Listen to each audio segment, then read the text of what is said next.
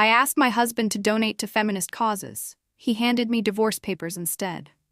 The manila envelope sat heavy in my hands, its contents even heavier. I stared at Daniel across our kitchen island, the granite countertop that we'd spent weeks selecting together now stretching between us like a chasm. "What is this?" I asked, though the label, "Dissolution of Marriage," stamped across the front in bold red letters, left little room for interpretation. "I think it's pretty self-explanatory, Eliza." Daniel's voice was flat, devoid of the warmth I'd grown accustomed to over our 8 years of marriage. He stood with his arms crossed, his wedding band still glinting on his left hand, a jarring contradiction to the papers he'd just presented me with. "Because I asked you to donate to a women's shelter?" The disbelief in my voice was palpable. Daniel sighed heavily. "You know, it's not just about that." And somewhere deep down, I did know. The women's shelter donation was just the final thread in a tapestry of discord that had been weaving itself between us for years.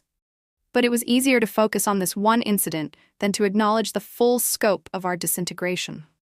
3 weeks earlier, I'd been sitting in that same kitchen, scrolling through news articles on my phone while Daniel prepared his signature Sunday pancakes. The headline had caught my eye immediately. "Local women's shelter faces closure without emergency funding." The shelter, Harmony House, had helped my cousin Julia escape an abusive relationship 5 years ago. The thought of it closing its doors to women in need sent a chill through me. "Daniel," I'd said, setting my phone down, "remember Harmony House, the shelter that helped Julia?" He'd mumbled, focused on flipping a perfectly golden pancake. "They're about to shut down, they need donations." "That's too bad." He slid the pancake onto a plate and poured more batter into the pan.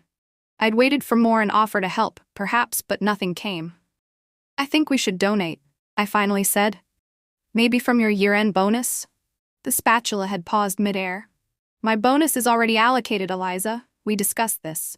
His voice had taken on that patronizing tone that had become increasingly common in our conversations. "The roof repairs, the investment account, your mother's medical bills." "But this is important," I'd interrupted. "These women have nowhere else to go."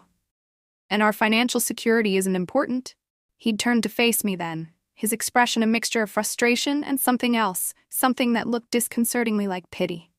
"We can't save everyone, Eliza. We need to prioritize." "Prioritize what, exactly? Your investment portfolio? Another gadget for your home office?" The words had sprung from my mouth before I could stop them, laced with a bitterness I hadn't fully acknowledged until that moment. Daniel's jaw had tightened. "That's not fair." "No? Then tell me why you can justify a $3,000 standing desk, but not a donation to help women escape violence." "This isn't about the money, is it?" Daniel had said quietly, turning off the stove. "This is about you trying to make me feel guilty for not embracing every cause you care about." That had stung, partly because there was a kernel of truth in it. Over the past few years, I'd become increasingly involved in women's advocacy work. After witnessing Julia's struggle and helping her rebuild her life, I couldn't unsee the systemic injustices facing women. I'd volunteered, participated in marches, donated what I could from my teacher's salary. And yes, I'd encouraged, perhaps pressured Daniel to get involved too. "Is it so wrong to want my husband to care about the things I care about?" I'd asked. "No," he'd replied, his voice softening slightly. "But it's wrong to weaponize that care, to use it as a measuring stick for my worth as a person."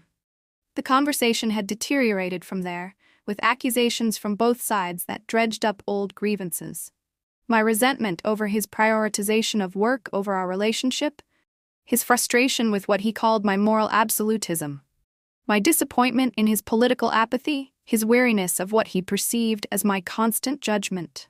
By the time the pancakes had gone cold on the counter, we were both retreating to separate corners of our house, the Sunday morning ritual thoroughly ruined. In the days that followed, a tense silence had settled over our home. We moved around each other like wary animals, careful to maintain distance, communicating only when absolutely necessary.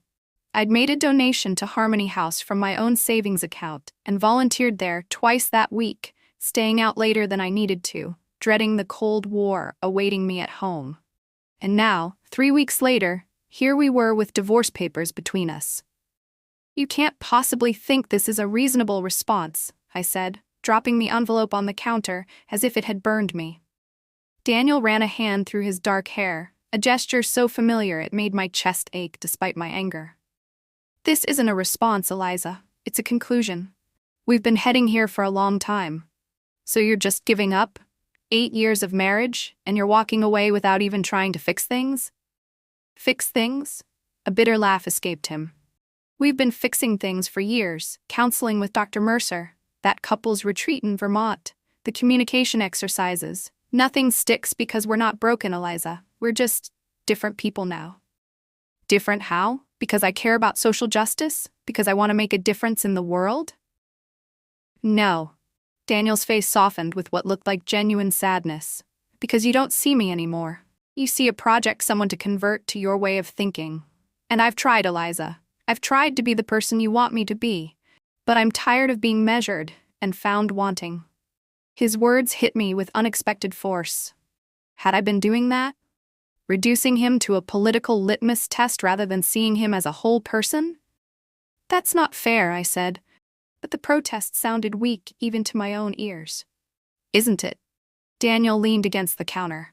When was the last time we had a conversation that didn't somehow circle back to my moral failings? When was the last time you asked about my day without an agenda? I opened my mouth to retort, but nothing came out. I couldn't remember. I admire your passion, Eliza. I always have. Your conviction, your fearlessness, they're part of why I fell in love with you. But somewhere along the way, that passion turned into righteousness, and I became the enemy. You're not the enemy, I whispered, feeling tears well up. You're my husband. Am I? Daniel's voice cracked slightly. Because lately it feels like I'm just the embodiment of everything you're fighting against: the patriarchy, privilege, complacency. I can't be your husband and your ideological opponent at the same time. We stood in silence for a long moment, the weight of his words settling between us. For the first time in months, maybe years, I truly looked at him not as a symbol or a disappointment, but as Daniel. The faint lines around his eyes that hadn't been there when we met. The slight slump in his shoulders that spoke of a weariness beyond physical exhaustion. The hurt in his expression that mirrored my own. I never meant to make you feel that way, I finally said. I know. He nodded. And I never meant to make you feel like your causes weren't important. They are. They matter. I can't be the person you need me to be in this fight. So that's it?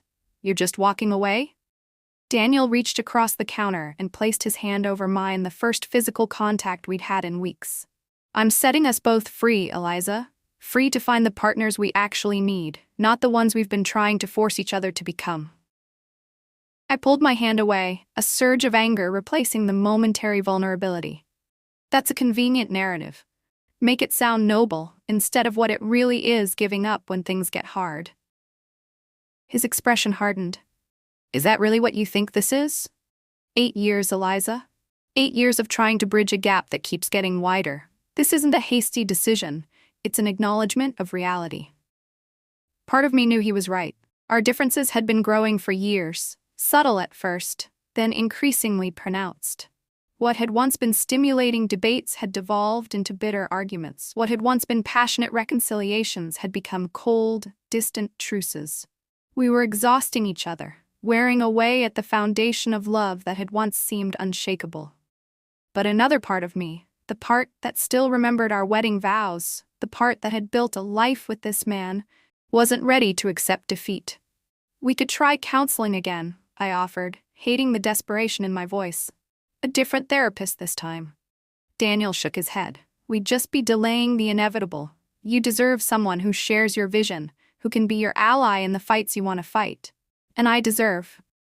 He paused, seeming to struggle with the words.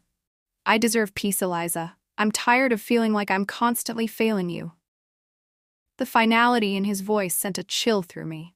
This wasn't a negotiation. It was a notification. The decision had already been made. Where will you go? I asked, suddenly aware of the practical implications of our unraveling. I've rented an apartment downtown. I'll come by to get my things when you're at work, if that's easier. The thought of him packing up his life while I was away, erasing his presence from our home without even a proper goodbye, was unbearable. No, I said firmly. We do this together. We owe each other that much.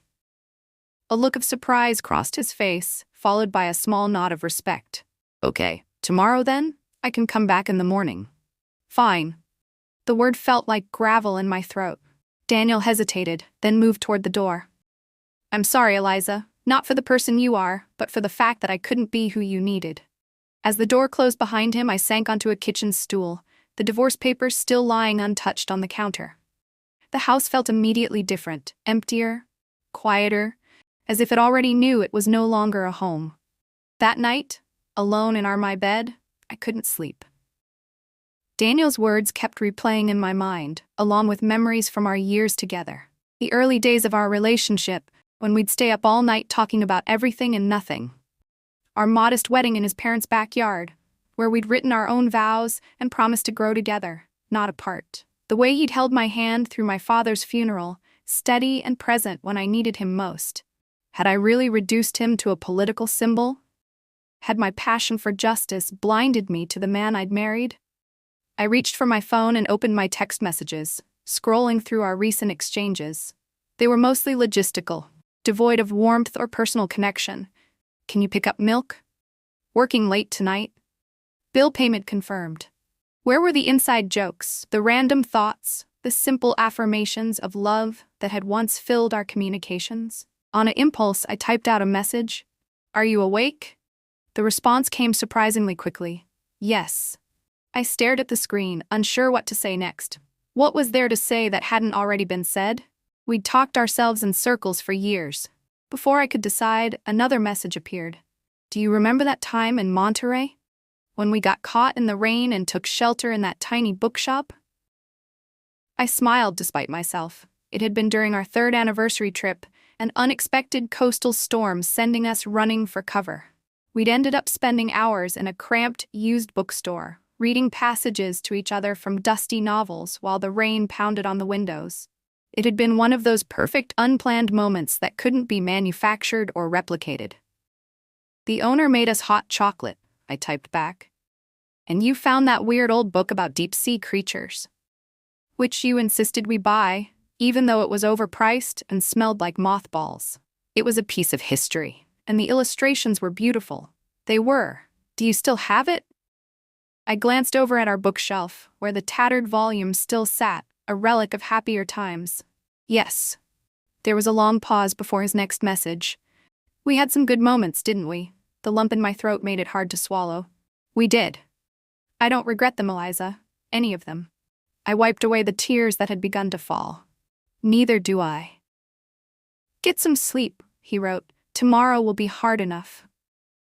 I set my phone down and stared at the ceiling, thinking about all the tomorrows stretching out before me, tomorrows without Daniel. For 8 years, he had been my constant, my given. Even during our worst fights, I had never truly believed we would reach this point. There had always been a fundamental assumption that we would work it out, that our love was stronger than our differences. Now I had to face the possibility that some differences were too fundamental to overcome. That love, while necessary, wasn't always sufficient.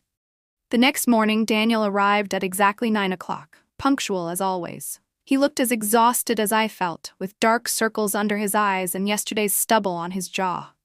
We worked in near silence, packing his clothes, books, and personal effects into boxes and suitcases. Each item removed felt like another piece of our shared history being dismantled, another memory being sorted into his or mine when it had once simply been ours.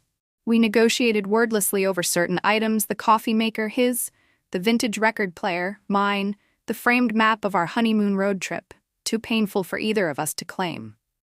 When we reached his home office, I hesitated in the doorway, suddenly reluctant to participate in this particular dismantling. I can handle this room, Daniel offered, noticing my discomfort. I nodded gratefully and retreated to the kitchen, making us both coffee out of habit.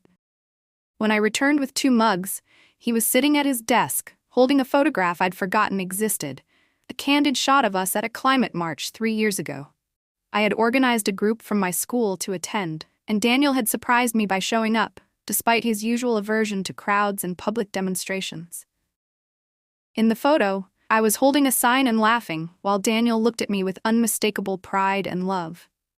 "I remember that day," I said softly, setting his coffee beside him. "You hated every minute of it." A small smile tugged at his lips. "Not every minute. Some minutes were worth the discomfort." I leaned against the doorframe, cradling my own mug. "Why did you come? You never really explained." Daniel set the photograph down carefully. "Because it mattered to you, and back then, that was enough." He took a sip of his coffee, then added, "It wasn't that I didn't care about the cause. I express my values differently. More quietly, I guess."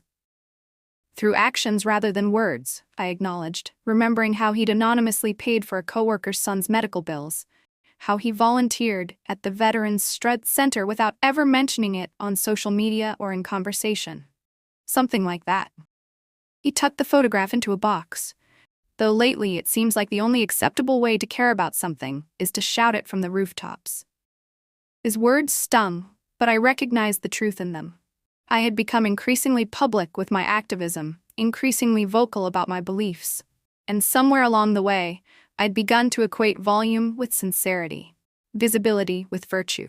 "I shouldn't have judged your way of caring," I admitted, "or tried to change it."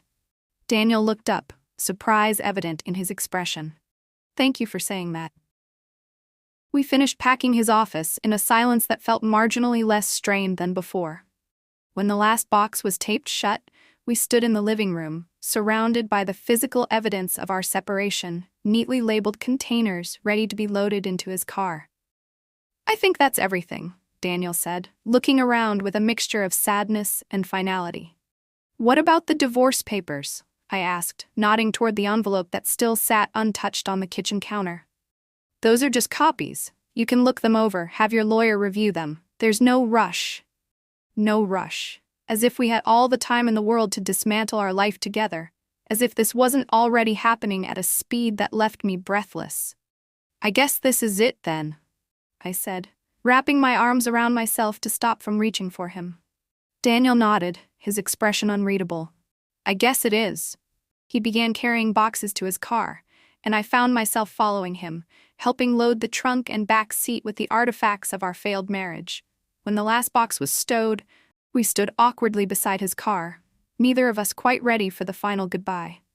"Take care of yourself, Eliza," he finally said. "You too." He opened the driver's door, then paused. "For what it's worth, I hope Harmony House gets the funding they need. It's important work." A lump formed in my throat. "Thanks." With a final nod, he got into his car and drove away, leaving me standing alone in our driveway, watching as 8 years of love and life fit neatly into a sedan and disappeared around the corner. The weeks that followed were a blur of practical matters, lawyers, paperwork, notifications to friends and family about our separation. I threw myself into my teaching job and my volunteer work at Harmony House, filling every available hour to avoid the emptiness of my house and my thoughts. It was during a Saturday shift at the shelter that I found myself in conversation with Renee, the director who had been fighting tirelessly to keep the facility open. We were sorting donations in the storage room when she mentioned a significant anonymous contribution that had come in the previous week. "Enough to keep our doors open for at least 6 more months, she said, her relief evident. "Gives us time to secure more sustainable funding."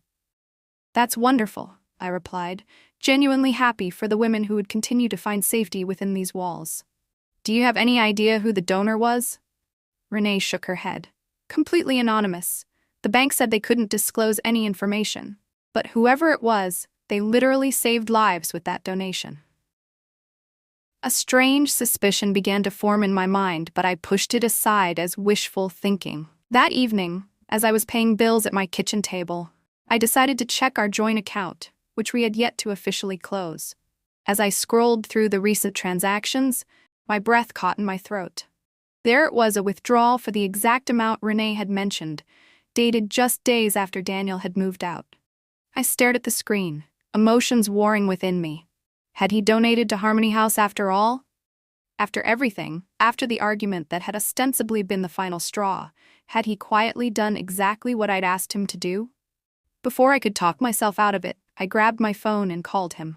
It rang several times, and I was about to hang up when he answered, his voice cautious. Eliza? Is everything okay? Did you donate to Harmony House? I asked without preamble. There was a pause, then a sigh. You weren't supposed to find out about that. Why? The question encompassed so much more than the donation itself. Why now? Why anonymously? Why after we'd already fallen apart? Because it was the right thing to do, he said simply. Not because you wanted me to, or to prove a point, or to win you back. Just because those women need help, and I was in a position to provide it. I sank onto a kitchen stool, overwhelmed by the complexity of emotions his answer evoked. Daniel, please don't make this into something it's not, Eliza. It doesn't change anything between us. But it did, in ways I was just beginning to understand. It changed how I saw the pattern of our dissolution, how I understood his resistance and my insistence. It wasn't that he didn't care about the causes I championed. It was that he refused to perform that care in the specific ways I demanded. And I, in my righteousness, had been unable to recognize the validity of his approach. I think we should talk, I said, my voice steadier than I expected. Not about getting back together, I added quickly when he started to protest. Just talk. About how we got here.